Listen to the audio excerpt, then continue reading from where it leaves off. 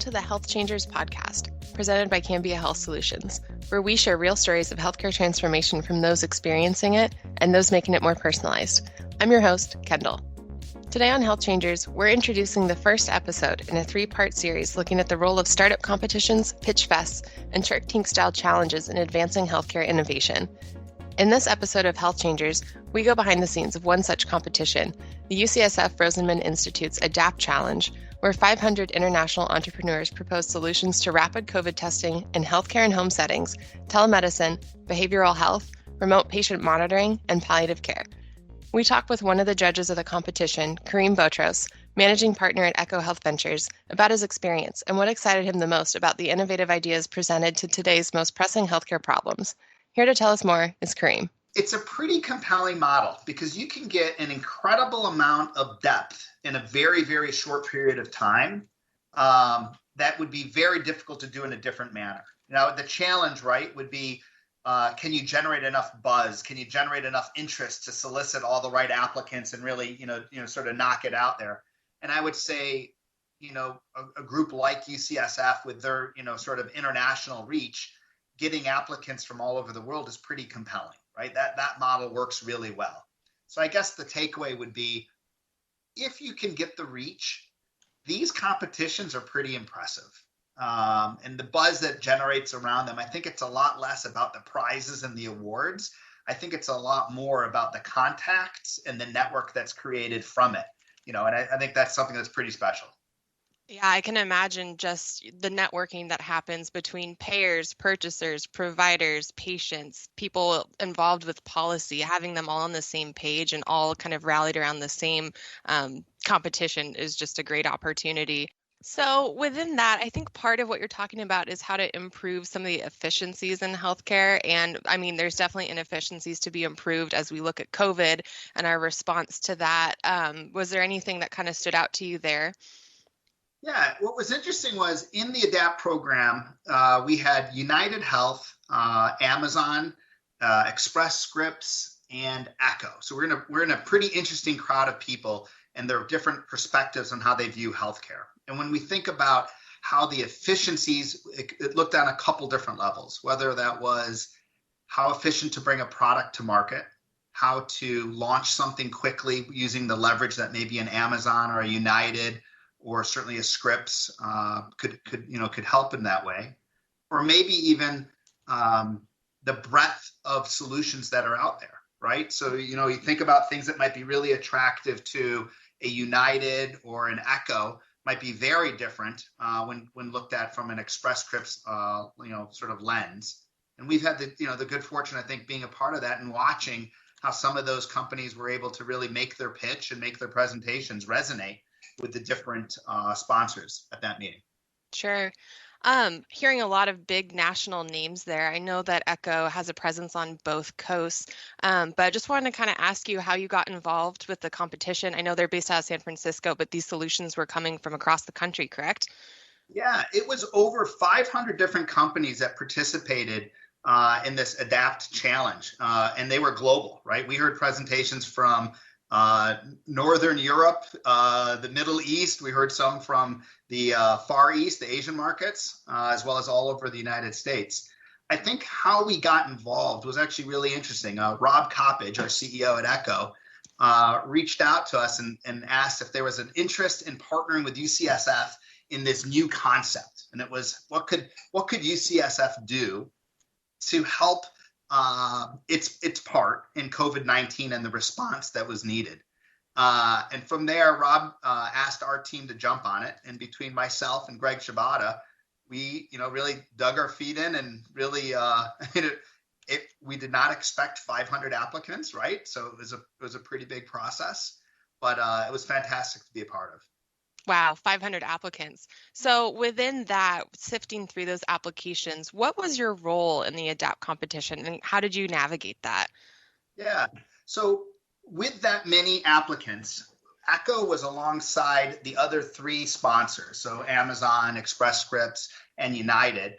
And we were the initial curation team to take that list down from 500, ultimately down to 20. So that took it through 3 different passes. where we would, review under a certain matrix and score and look at each applicant. They had presentations. And once you got it down to about 50, we actually started doing presentations with the companies to cipher it back down to a final number of 20. So curating all of the opportunities from numbers 500 to 480 and filtering out that list was pretty, it was pretty refreshing to see all the different ideas, but maybe just as importantly, right, it was, wow, there are a lot of really, really interesting companies, and it's tough to get it down to 20. Did you see a lot of overlap between the applicants? Did you see a focus in any particular kind of sector, solution, or major problem that folks were looking to solve in relation to COVID? I think there are a couple themes that sort of resonated. A lot of remote patient monitoring, right? So how can you reduce the risk to caregivers through remote patient monitoring and maybe even slow down the spread of COVID, right? So that was a big theme. And remember the time frame. This was occurring in the summertime and ramping up through the last couple months. So it was, let's say summer to September. Another theme that we really heard quite a bit of and saw a lot of applicants around were just rapid testing approaches. Some, maybe focused on the antigen, some focused in on the antibody, different approaches. Some required extra hardware, some required all of the system was right there in place, like a site of care, a point of care testing. And then I think the third thing is what are the outcomes of patients that end up getting COVID? How can we help deal with that better, right? And that could be everything from behavioral health to providing telemedicine type services, all the way to and as far as how end of life and palliative care might come into play, especially as it related to some of the impact that we've seen in skilled nursing facilities and those that are much more vulnerable populations. Talking about end of life, it's interesting that you mentioned mental health. I'm just thinking about, what we're terming long haulers in terms of COVID. We really don't know what the tail end of, this illness, what the mental impacts are long-term down the road. Could you talk a little bit more about end of life and serious illness care planning? I don't want to tease too much, but I know that's ultimately a big focus for you through this competition.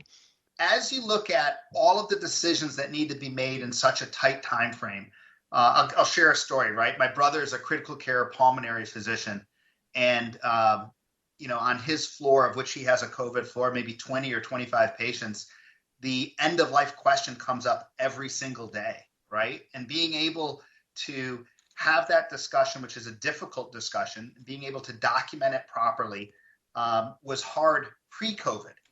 Now with COVID, there are no family members that are coming into the hospital floor. Those are all been, sort of set aside. It's very hard to do it over, a Zoom or a Teams call, and those discussions are tough. And I think some of the ones that we really resonated with at ECHO were, how can you make this process a little bit easier, recognizing how serious the discussion is and how important it is, and that it impacts some COVID patients, but it really impacts everybody. And if you can deal with, end of life in a much more compassionate way, you can get, really great results from it, and a lot of, just sort of like a great feeling in the way the whole process works. It's not easy, but you really want it to feel good at the end. It's interesting that you say ultimately it is a conversation that everybody does need to have. But I know that, just even in America as well as internationally, there's a big hesitancy in talking about these things. They're scary. They're not easy to talk about. And within healthcare, I think there's room for a lot more empathy in terms of how we approach those conversations. And again, just lessons for the larger healthcare system and how we integrate empathy into more solutions, not only in serious illness care, but really across the board. So within listening to those solutions, have you seen any sort of shift in how people are thinking about serious illness care after, such a crazy year of 2020? Is there more openness to talking about it? Are people realizing it's just kind of part of life, or are we still where we started? It is. So it's really interesting when you think about the impact from a behavioral health standpoint and how many more individuals are impacted by some form of a behavioral health or a challenge, a stressor. You think of life by itself being stressful enough, when you augment that with now I have to work from home, I am no longer, socially engaged with other people. Just looking at Zoom has been a stressor for people, especially when they're on it all day. So we've seen at Echo, as well as in the ADAPT competition, an incredible jump in the number of behavioral health opportunities that have presented themselves. Some are service oriented, meaning matching a person, an individual in need with a hard to find resource like a therapist or a coach, depending on, the severity of their needs. All the way to someone who, presents sort of a broker type model where, look, we work with the advanced primary care doctors and make sure that you can connect a patient in need with a physician or a therapist that has available time so you can match the two together. By partnering with established organizations like ECHO and these other mentors involved with ADAPT, these smaller companies are really able to reach much larger patient populations, which is not unlike ECHO's core strategy of partnering with startups to scale and roll out to our parent companies. So how are you seeing this kind of benefit these smaller solutions that are being scaled in partnership with these mentor organizations? What's the benefit to them? Absolutely. So if we look at the ECHO model and talk a little bit about the dual mandate, right? So not only do we provide an opportunity to generate a positive return for our parents, right? We also have the opportunity to drive strategic value, and that objective can cross many sort of areas.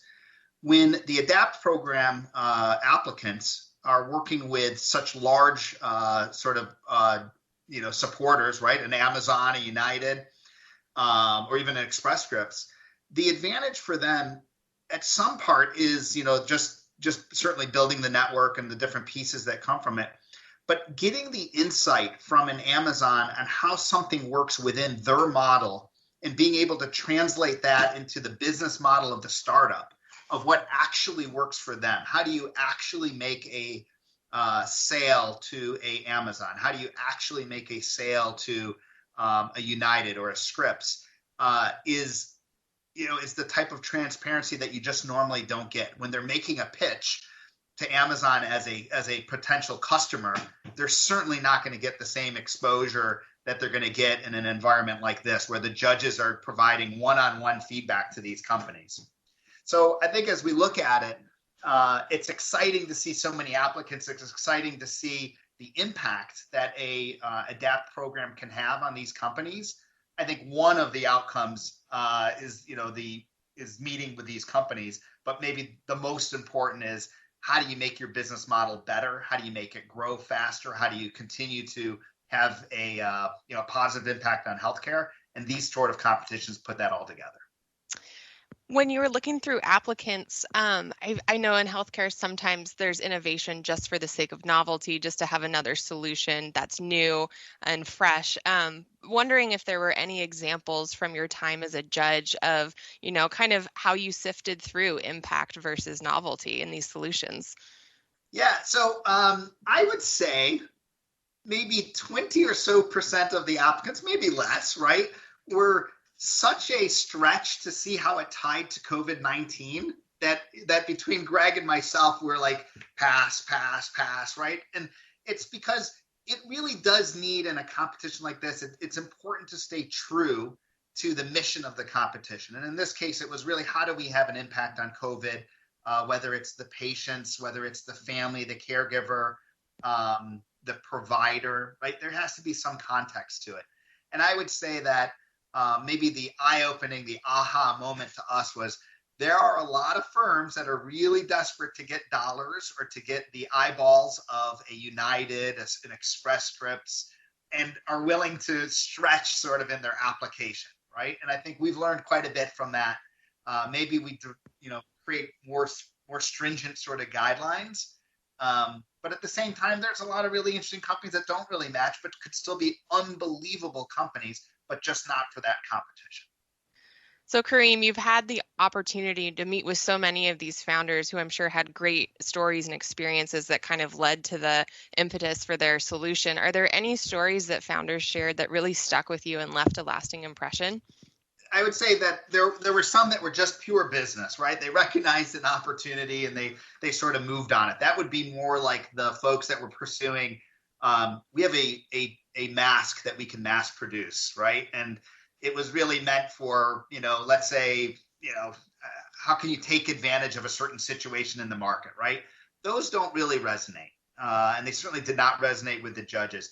What really had an impact was when you start hearing, really the story around, I want to see my parents. I'm not able to see my parents because they're in a skilled nursing home. What can I do to help make that, easier? And as a result, I worked with my other PhD friends and we came up with a rapid test that could be delivered in 15 minutes. Okay, right? Now that's something that makes a lot of difference. It has a direct impact to that person's life. They were virtually rocket scientists, right? So it's pretty amazing what they could do with their technology and their, degrees. But that sort of brought it home. And I think that type of experience, when you hear it, it's like a lot of other companies, right? When you have that passion and that energy, it just makes it so much more meaningful. And I think during this time with the pandemic, seeing light at the end of the tunnel, right? And seeing the passion that people have and the energy that they have in working, it could be PhD students out of a university all the way through to serial entrepreneurs in Europe that have done this before and just are ready to do it again. I'm sure that, UCSF Rosenman Institute has sorts of competitions that are normally run in person. But given the unique circumstances of this year, how did you see adapt? I think it was probably my first venture sort of competition where the entire program was done virtually, right? So everything from here are the 200 opportunities that Karim, you have to review. They capped it at 200 each. So Greg also reviewed 200, all the way down to the judging, all being completely remote. So we had different time zones. I can recall one company that we met was from Israel, and I think they were at like 2 a.m. their time or some unbelievable time just to make their slot for the pitch. So yeah, virtual the entire way, without any in-person contact, and never meeting a single one of the founders or companies directly. I would say that's a new experience for me, and certainly one that has been repeated, I think, for a lot of people in 2020. So let's talk about who you ultimately decided to partner with. Can you share the partner company that you decided to go with on Echo's behalf, and just kind of talk us through what that decision process was like for you? Absolutely. So we ended up partnering with Vinca, and what Vinca does that was really differentiated in the competition is they provided a end-to-end solution for end-of-life care, right? In terms of documenting end-of-life care.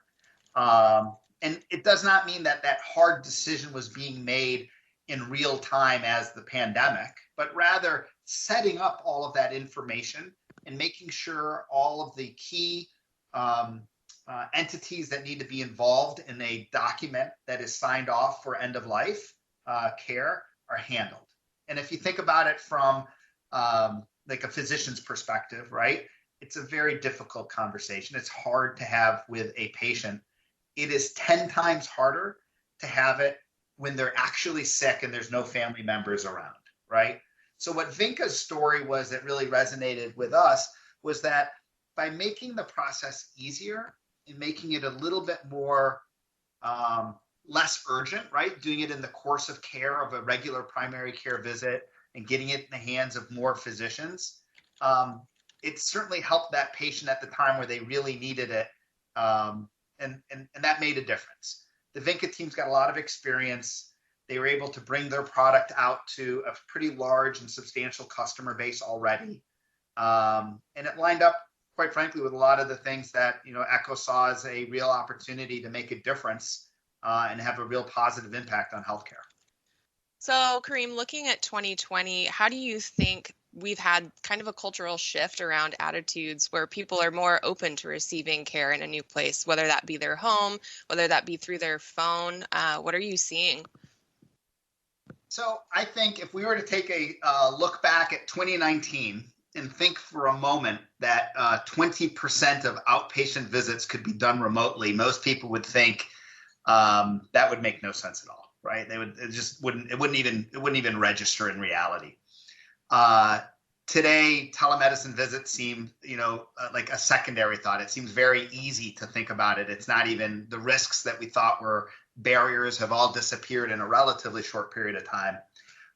We've seen companies go public, like a Teladoc, for instance, or an Amwell, purely on the basis of, telemedicine, right? But other aspects that we saw that were also interesting was the openness to other things that we normally don't necessarily see in medicine, right? And that might be delivering acute care to the home, right? Or delivering hospital care to the home. I think the realities of, I don't want to get the risk of an infection if I go into a healthcare facility, and what can I do for alternative sites? We're starting to see a lot of change in that area. We're starting to see things like Walmart offering healthcare. So we're seeing trends, right? We're seeing coaching online. We're seeing nutrition online. We're seeing healthcare online, Peloton and working out and physical fitness, physical therapy, things that I think maybe we haven't seen in the past, but they're exciting to see. And I think it certainly adds to being a consumer of healthcare. It's sort of like the renaissance of healthcare. We're starting to see so many new things in healthcare. It's pretty awesome. It's unfortunate that we needed a pandemic to start it all. But I think there's going to be some sustaining outcomes of all of this, and I think we're going to see healthcare. Some parts are going to sustain. I love that, the renaissance of healthcare. Thinking about the future, do you think that ECHO will continue to participate in competitions around healthcare innovation? And if so, what are you looking forward to as you move forward and get involved with more external innovators and have them pitch you and all that? Yeah, so we are involved with others. So we're involved with the Employee Health Innovation Roundtable. We help curate their competition. They actually do it 2 times a year. And their groups include the 100 or so largest employers across the United States. So it's a really, really, really fine-tuned organization that we're happy to be a part of their curation process, as well as their judging, their judging process as well. I think the pathway for entrepreneurial competitions is one that ECHO views as a differentiator for ECHO, right? We like being a part of it. We think it helps us be more in tune with what's going on. It gets our name out there, which I think is also positive. And it provides a great opportunity for the different members within the ECHO team to participate. It's not something that any one person can handle, right? It's too big. So that's been really rewarding, I think, for the team as a whole. Karim, this has been a great conversation. Anything else you want to add for our listeners?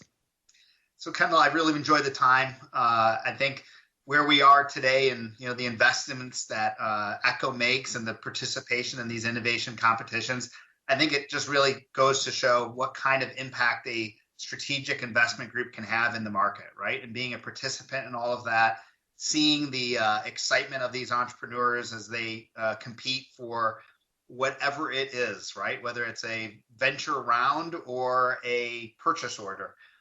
Just being in the mix is pretty rewarding. And I think during this time with the pandemic, it's especially rewarding to see so many different groups trying to solve a problem or many problems that are addressed around COVID. So I really appreciate the time, and thanks for including me in the podcast. Thanks, Karim. Thanks a lot, guys. Karim Botros is managing partner of ECHO Health Ventures, the investment arm of Cambia Health Solutions. And that wraps up this episode of HealthChangers. You can find more information on all our episodes at cambiahealth.com. You can also follow us on Twitter at Cambia, CAMBIA. You can now find HealthChangers on all your favorite platforms. Just search for HealthChangers on platforms like Apple Podcasts, Spotify, and iHeartRadio. Please subscribe and leave a review. Thanks for listening.